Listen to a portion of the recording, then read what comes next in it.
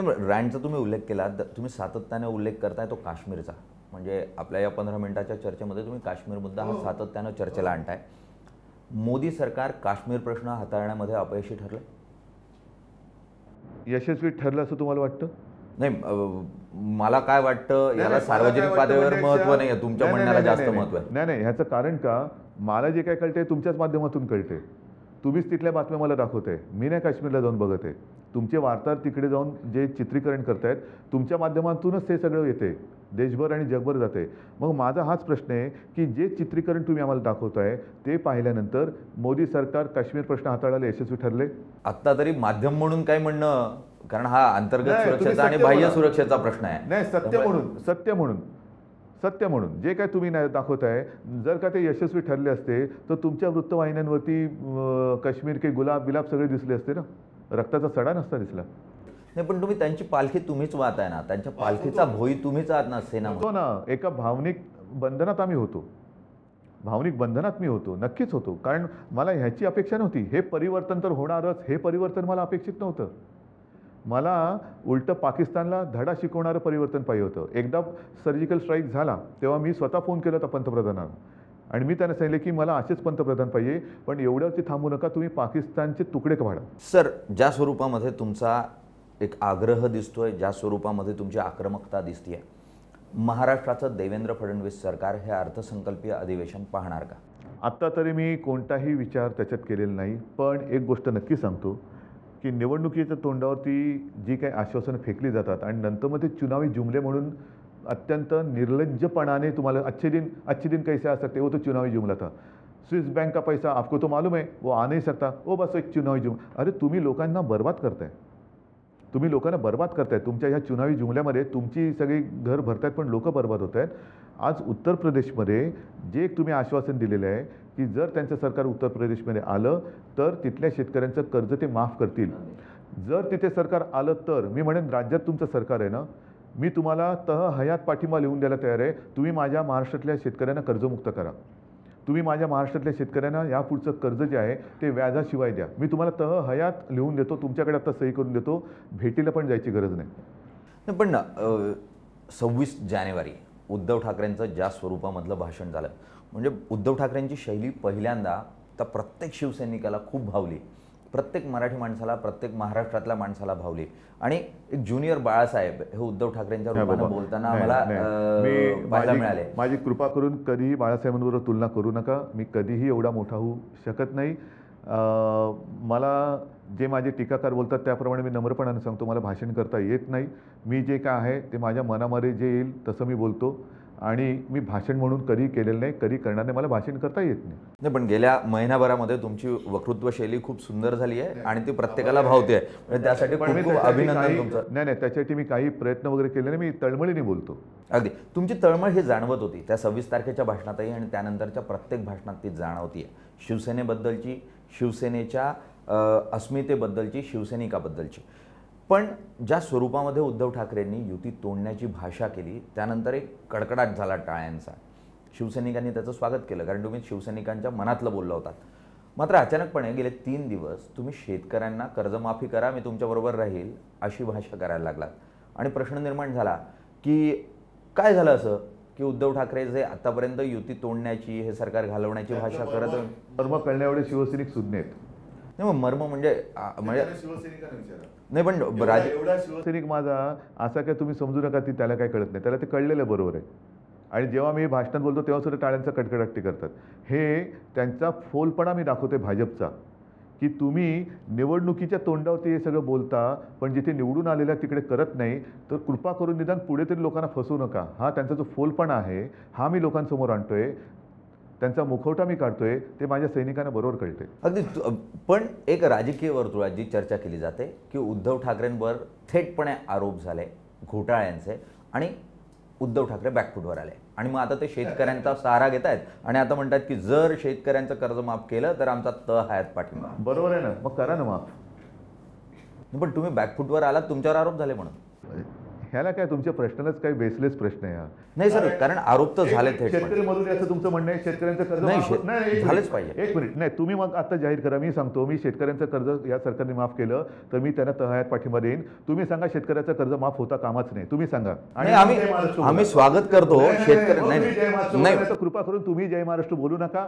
जो महाराष्ट्राच्या शेतकऱ्याच्या बाजूनी त्याचं कर्ज माफ व्हावं म्हणून स्वतःच्या हिताची पर्वा न करता पाठिंबा देणाऱ्याला जय महाराष्ट्रावर विरोध असेल तर कृपा करून आपल्या चॅनलचं नाव बदला. नाही, मी जय महाराष्ट्रच म्हणतो. आणि नाही, आणि बोला शेतकऱ्याचं कर्ज माफ करा.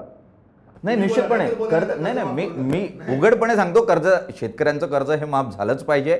शेतकरी हा शेवटी राजा आहे, सर्वसामान्य माणूस आहे, त्याचं कर्ज माफ झालंच पाहिजे. तुमच्या या घोषणेचं पूर्णतः स्वागत माझं म्हणणं आहे. आणि शेतकरी हा माझा अन्नदाता आहे.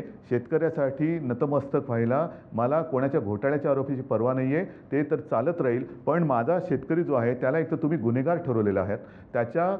त्याच्या कष्टाचा पैसा त्याला बँकेत भरायला लावलात. एक तर त्याचा पैसा त्याला तुम्ही इन्कम टॅक्स लावलेला नव्हता. इन्कम टॅक्स न लावलेला पैसा तुम्ही त्याला जबरदस्ती बँकेत भरताना त्याला प्रश्न विचारले, त्याला ताडताना सुद्धा त्याला मर्यादा लावली. त्याच्या घरातली लग्न मोडलेली आहेत, त्याच्या घरामध्ये मृत्यू झालेले आहेत. एक तर गेले 2-5 वर्ष तो नापिकी आणि दुष्काळाने खचून गेलेला आहे. आणि त्याला जर का मी माझा मानपान सोडून जर मी त्याला पाठिंबा द्यायला तयार असेल तर माझं म्हणणं असे की कृपा करून त्याच्यात आता भेद करू नका. स्वागत तुमच्या भूमिकेचं मुख्यतः, आणि ज्या स्वरूपाची तळमळ तुम्ही शेतकऱ्यांबद्दल दाखवताय त्याचंही पूर्णतः स्वागत. येत्या काळामध्ये या शेतकऱ्यांचं भलं करण्यासाठी म्हणून जर हे महाराष्ट्रातलं सरकार किंवा महाराष्ट्राचा मुख्य बदलण्याची वेळ आली तर उद्धव ठाकरे हे मुख्यमंत्री पदाचे उमेदवार असतील. माझी स्वतःची व्यक्तिगत इच्छा अजिबात अभिलाषा तशी नाही, पण एक स्वप्न जरूर आहे, ते मी लपवणार नाही, लपवलेलं नाही. किंबहुना माझं ते आयुष्याचं मोठं काम आहे, ते म्हणजे कोणत्याही परिस्थितीत महाराष्ट्राचा मुख्यमंत्री हा शिवसैनिक होणार. सर, मुख्यतः या पूर्ण चर्चेत एक जाणवत आहे की उद्धव ठाकरे 2007ची निवडणूक आम्ही त्यांच्या नेतृत्वात लढताना बघितली होती आणि त्याच वेळेला उद्धव ठाकरेंच्या नेतृत्वात काही यश येणार नाही अशा स्वरूपाच्या एक चर्चा रंगवल्या गेल्या. 2007ची निवडणूक यशस्वीपणे लढली गेली. उद्धव ठाकरेंनी आपलं नेतृत्व सिद्ध करून दाखवलं. 2012 पुन्हा एकदा मुंबई महानगरपालिकेवर भगवा फडकला आणि उद्धव ठाकरेंचं नेतृत्व हे बळकट झालं. 2017 आहे आणि पण बाळासाहेब आपल्याबरोबर नाहीत. 2007-2012ला बाळासाहेब आपल्याबरोबर होते. तर अशा परिस्थितीमध्ये आज या निवडणुकीला, कारण मुंबई महानगरपालिका ही अस्मिता आहे शिवसेनेची, आज या निवडणुकीला सामोरं जाताना त्या बाळासाहेबांकडे कसं बघतात, त्यांच्या आठवणी? मला बाळासाहेबांची आठवण नक्कीच येते आणि विशेषतः ज्यावेळेला मुंबईचा महापौर शिवसेनेचा होईल त्यावेळेला बाळासाहेबांची आठवण नक्कीच येईल की दरवेळेचा तो एक प्रघात होता की मुंबईचा महापौर शिवसैनिक झाल्यानंतर तो येऊन बाळासाहेबांना मानाचा मुजरा करायचा. त्या क्षणाला मला बाळासाहेबांची आठवण नक्की येणार, जे आजसुद्धा येते. आणि यापुढे सुद्धा ज्या वेळेला शिवसेना, मी कोणी नाही आहे, माझं नेतृत्व हे शून्य आहे, ही सगळी पुण्याई बाळासाहेबांची आहे. नाहीतर हे एवढे शिवसैनिक माझ्यासोबत आलेच नसते, माझ्यासोबत राहिले नसते. ह्यातला प्रत्येक शिवसैनिक हा बाळासाहेबांचा सैनिक आहे. तो कोणीही माझ्याकडे बघून आलेला नाही. तो शिवसेना प्रमुखांच्या विचाराने प्रभावित होऊन, भारित होऊन तो शिवसेनेत आला. आणि केवळ मी बाळासाहेबांचा पुत्र आहे म्हणून तो माझ्यावरती प्रेम करतो. त्याच्यात माझं कर्तृत्व हे शून्य आहे, हे अत्यंत नम्रपणाने मी सांगतो. आणि कृपा करून याही वेळेला जी निवडणूक आम्ही जिंकणार आहोत त्याचं श्रेय हे माझं नसून त्या तमाम शिवसेना प्रमुखांच्या शिवसैनिकाचं असेल. उद्धवजी, तुमच्यातली नम्रता ही सातत्यानं तुमच्या वक्तृत्वामधून, तुमच्या वक्तव्यामधून जाणवते. तुमचं श्रेय आहे ज्या स्वरूपामध्ये तुम्ही शिवसेना वाढवली आहे, ज्या स्वरूपामध्ये ती बळकट केली आहे, याचं श्रेय निश्चितपणे तुमचं आहे. आणि सर्वसामान्य माणूस ते श्रेय तुम्हाला देतो, अगदी राजकारणीही देतात. उद्धव ठाकरेंनी अडचणीत असलेली ही शिवसेना खूप बळकटीने वाढवली, या दृष्टीनं तुमचं अभिनंदनही होतं. या शिवसेनेला विभाजित करण्याचं काम ठाकरेच कुटुंबातल्या एका माणसानं 2006 साली केलं. तेच झालं. आता मला तर त्याच्याबद्दलही काही बोलायचं नाही आहे. आता त्याच्या कितीतरी आम्ही पुढे गेलेलो आहोत आणि ठीक आहे, मधल्या काळात अशा काही गोष्टी होऊन गेल्या. आणि मगाशी पण चॅनलने मला प्रश्न विचारला की खूप मोठी माणसं तुमची शिवसेना सोडून गेली. म्हटलं खूप मोठी माणसं शिवसेना जरी सोडून गेली तरी त्यांना मोठी करणारी साधी माणसं माझ्यासोबत आहेत, त्याच्यामुळे मला चिंता नाही आहे आणि मी त्या लोकांसाठी आहे. पण ही माणसं म्हणून मला कधीही कोणत्याही खुर्चीचा मोह नाही, अपेक्षा नाही. त्याच्यामुळे मी शांतपणाने राहू शकतो आणि तळमळीने काम करू शकतो. सर, मोठी माणसं सोडून गेली मात्र त्यांचं अस्तित्व मोठं राहिलं नाही. पक्ष मोठे झाले, त्यांचं अस्तित्व शिवसेना सोडल्यानंतर तसं मोठं राहिलं नाही. तात्पुरत्या स्वरूपात ते निश्चितच एक मोठं झालं का म्हणून ते अचानक मोठे झाले आणि खूप संकुचित झाले, काय कारण वाटतं यामागे? मी तुम्हाला पुन्हा एकदा सांगतो, मला जास्त एकतर या विषयावरती बोलायचं नाही, पण त्यांना मोठं करणारे अर्थातच शिवसेना प्रमुख आणि त्यांचे तमाम शिवसैनिक, त्याच्यामुळे मोठी करणारी माणसं माझ्यासोबत आहेत, त्याच्यामुळे मोठ्या झालेल्या माणसांची मला चिंता नाही आहे. हा साधा जो माणूस आहे ना, तो खूप मोठा आधार आहे आणि तीच माझी ताकद आहे, तीच माझी शक्ती आहे. हे खरंच मी कोणाला बरं वाटावं म्हणून नाही सांगत, नाहीतर मी विचार केला तर मी कोण आहे, तुम्ही माझी मुलाखत काय म्हणून घेता, असं माझ्यामध्ये काय आहे नेमकं, काय म्हणून मी हे आव्हान देऊ शकतो, आव्हान स्वीकारू शकतो, कोणाच्या बळावर, कोणावरच्या ताकदीवर. आणि तसं पाहिलं तर ही आमची 4थी पिढी, आता माझी 3री, आदित्य आला. सातत्याने आम्ही मुंबई महाराष्ट्राशी आमची नाळ जुळलेली आहे. कोणतेही सत्तापद न घेता केवळ आणि केवळ शिवसैनिक एके शिवसैनिक आणि इथले भूमिपुत्र असोत, मराठी माणसं आहेत, हिंदुत्व आहे, त्यासाठी आम्ही जीवाची पर्वा न करता शिवसैनिकसुद्धा आणि आम्हीसुद्धा सेवा करतो. सर, खूप खूप धन्यवाद. तुम्ही जय महाराष्ट्रबरोबर आज जी चर्चा केली आणि मुख्यतः शेतकऱ्यांना कर्जमाफी व्हावी या दृष्टीने जी तळमळ आहे, तळमळ ही सातत्याने तुम्ही नाही मला तो हेतू नव्हतो, पण मी गेले 10-15 वर्ष या शेतकऱ्यांकडे बघतोय, त्यांच्या घरामध्ये मी गेलेलो आहे आणि ती जी त्यांची वाताहत झालेली आहे ना, मी खरंच सांगतो निलेशजी, ही राजकारणाची गोष्ट नाही होऊ शकत, राजकारणाची गोष्ट होऊ शकत नाही. आणि मी पुन्हा खरंच मनापासून सांगतो, आमचे वादविवाद गेले खड्ड्यामध्ये, तुम्ही शेतकऱ्यांना कर्जमुक्त करा, मी तुम्हाला सोबत देतो की नाही बघा. खूप खूप धन्यवाद सर. तुम्ही जी चर्चा आज जय महाराष्ट्रबरोबर केली, मुख्यतः महाराष्ट्रातल्या शेतकऱ्याचं, सर्वात जमिनीवर असलेला जो माणूस आहे त्याचं भलं व्हावं या दृष्टीनेची तळमळ, आणि त्या तळमळीतून राज्य सरकारच्या चुकाई ज्या आहेत त्याच्यावर पांघरून घालीन, पण सरकारला पाठिंबा देईन जर कर्जमाफी झाली तर. जर तसं झालं नाही तर हे सरकार अडचणीत येईल, अर्थसंकल्पीय अधिवेशन पाहिल की नाही पाहणार हा प्रश्न कायम असेल, कारण अखेरीस उद्धव ठाकरेंना मग शेतकऱ्याचा आसूड सुद्धा मी दाखवेन. सर, मुळात शरद पवार म्हणतात तुम्ही काय पाठिंबा काढून घेणार नाही, ती हिंमत काय दाखवू शकत? पद्मविभूषण आहेत बाबा, मी काय बोलू, मी कालच बोललेलो एका ठिकाणी. कारण बघा, परत तुम्ही म्हणाल मी मोदींवरती टीका करतो, मी मोदींवरती नाही टीका करत. मोदी स्वतः बोललेले आहेत की निवडणुकीच्या आधी ते बोलले होते की हे नॅचरली करप्ट पार्टी, पवारांवरती, काका पुतण्यांवरती भ्रष्टाचारांचं त्यांनी वारेमाप तोंडसूक घेतलं. आणि निवडणूक झाल्यानंतर तेच मोदी त्याच पवारांच्या गावात स्वतः येऊन सांगतात की मी यांचं बोट धरून राजकारणात आलो. आणि म्हणून मी म्हटलं की पवार काय मोदी काय हे एका नाण्याच्या 2 बाजू आहेत. पण नंतर मी जरा माझी चूक सुधारली, कारण आता कॅशलेस आहे, म्हणून ते म्हटले एका कार्डाच्या 2 बाजू आहेत. सर, याचबरोबर मोदींनी ज्या स्वरूपाने सेनेलाही ही एक भावना आहे की राष्ट्रीय पक्ष म्हणून भाजपनं आपल्याला वापरून घेतलं. तुम्ही अगदी म्हटलात की युतीत आम्ही सडलो, इथपर्यंत तुमची भाषा होती. अकाली दल, त्यांची तीच भावना आहे. अनेक प्रादेशिक पक्ष देशपातळीवरचे हे भाजपला अशा स्वरूपानं बघताय. अशा परिस्थितीमध्ये प्रादेशिक पक्षांचं भवितव्य तुम्ही कुठे बघता, आणि एक प्रादेशिक पक्ष म्हणून राष्ट्रीय पातळीवर पुढे जाण्यासाठी म्हणून तुमची काय रणनीती असेल? लोकसभा निवडणुकानंतर एक 4 महिन्यात आम्हाला विधानसभेला सामोरं जावं लागलं, बरोबर आहे.